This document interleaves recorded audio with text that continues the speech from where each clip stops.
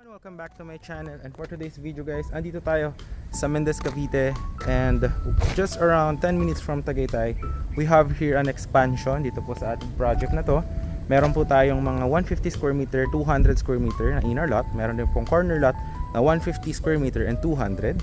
So ipapakita ko sa drone shot mamaya if asan yung location ng ating expansion, and I will show you in drone shot. Ito kasi barangay road to guys. Ito yung barangay road. Pag ito diniretso nyo, highway na to, may papunta dyan na East West Road, and access papunta na Aguinaldo Highway. Mas madali yung access mo to East West Road to Calax, going here, tapos to Tagaytay, mga 10 minutes. Kasi bayan na to guys. Landmark is munisipyo ng Mendez. Diretsuhin nyo yun, labas kayo, balin sa sayaw ng Tagaytay. Or Save More Crossing Tagaytay Market. Ito pag diniretso nyo naman yan, papunta yan ng Tagaytay Capitarina, may daan din. Itong ating property, ang pre-selling price kasi hindi pa nga kaka-open nga ng expansion, so gagawin din siyang ganito yung concrete roads and drainages. So 7.5 per square meter sa inner, tapos sa corner lot is 7.8. So pupuntahan natin yung property dito sa loob para makita nyo ano yung mga itsura ng mga nakatayo na house, any house design naman. Tapos may kuryente, tubig din dito. Pwede rin naman pabakuran mo lang muna, investment. So it depends to you, but ang dadaanan natin mamaya, as you will see in the drone shot, is gagawin pa lang siya dahil kaka-open pa lang.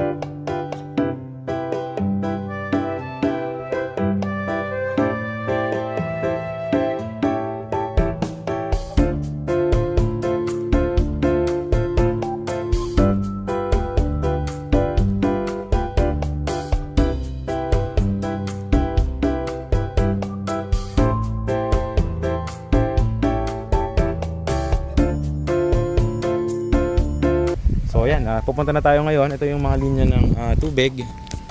Ayan, ayun sa kuryente. Alright.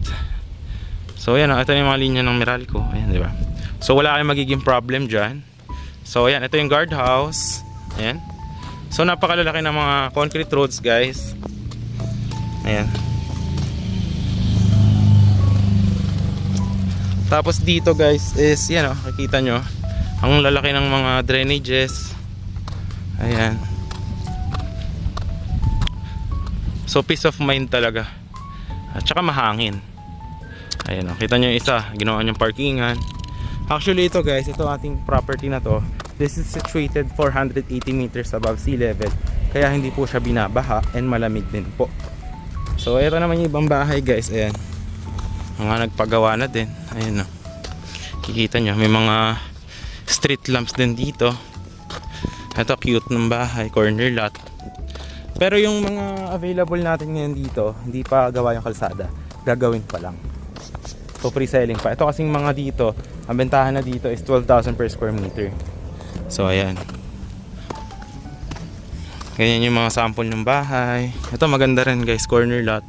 Pakita ko sa inyo, nakakatawa itong bahay na to eh. Ayan, ganyan. Pwede rin to bakasyonan.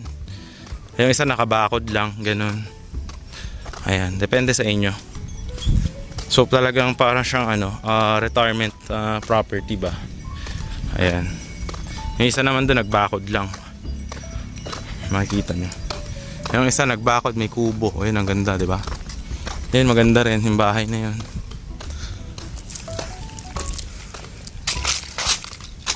Ito, ang cute din itong ginawa dito, guys. Oh. Ito, 150 square meter. Ayan, binakudan lang. Oh, di ba? Ang ganda. So, yan, depende sa inyo kung ano yung gusto nyong gawin sa property. Ayan. So, ngayon, guys, pupuntahan naman natin yung ating, kung saan yung expansion bubutasin para makita nyo din. Pero ganito na yung itsura ng ating project. No, old project na to eh. Siguro mga this is 5 years ago. So yan, expansion naman yung gagawin. Alright. So yun, puntahan natin ngayon para ma-visualize nyo din. Pero nakita nyo naman sa drone shot, malapit lang siya from the guardhouse. Guys, so ito ngayon guys, nandito tayo ngayon sa may guardhouse. Ayun yung guardhouse kanina guys. Ito yung kalsada doon sa may guardhouse. Ayan. Taga, kita nyo ba? Ayan, dyan yung sa guardhouse. Ngayon, dire-diretso dito, pag ganyan. Tapos, papunta dyan yung expansion. Ayan, yung bakod na yan, bubutasin yan. Tapos, ando na yung mga available natin na lots. Which is magiging ganito din yung itsura nya. May mga 150, 200, tsaka may mga 250 din. Ayan. Tapos yan, may nakatira na din doon. Ayan o, owner. Basta kung ano yung itsura nito guys na ganito kalaking concrete road, tapos may bakod na ganyan. Perimeter fence. Ganyan din yung magiging itsura dito sa ating expansion. So yan guys, dito gagawin yung ating expansion. So yan, nakita nyo naman sa drone shot yan. Mga manggahan yan, tsaka mga saging. So ganun lang din naman yung lot. Pero flat land siya. So yan, titibagin niya ang ating bakod dyan for the expansion. Tapos itutuloy ito papunta doon. Pero nakita nyo na yun sa aerial shot ko, ganun lang din. So ito yung mga kapitbahay. Ayan, may bahay na rin dito. Pero yan, same na same kung ano itsura nito, ganun din yung mga itsura dyan. May corner lot pa, merong inner lot. Tapos meron din 200 square meter na mga inner lots na magkakatabi. Yan yung isang bahay, oh.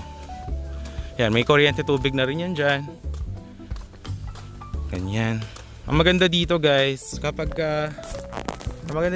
kagabi kasi dito, mahangin. Ngayon kasi 3 PM, kaya yan po isang noo ko kung mapapansin nyo. Saka active kasi yung lifestyle ko, lagi ako nagjo-jogging, sweating, and so ito na yung ating expansion. Ayan. So yun, if you are interested, maganda to guys, investment. Ito kasing mga nandito, ang bentahan na dito, 10k to 12k per square meter. Yung mga may-ari, binibenta nila yung ibang lot nila, pero bihira. Yung ito, pre-selling 7.5 per square meter. So yan, if you are interested, message mo lang ako, nandiyan naman yung Viber, WhatsApp ko. Tapos nakita nyo naman yung drone shot, andun lang siya from the guardhouse, malapit lang. Tapos going to Tagaytay, mga 10 minutes lang. And malamig din dito. Syempre Mendez to, 480 meters above sea level. So yun lang guys, if kung ano pa man kailangan, nandiyan naman lahat ng details. So thanks for watching, kung nandito ako pa sa dulo. And ingat and ride safe po, ingat po sa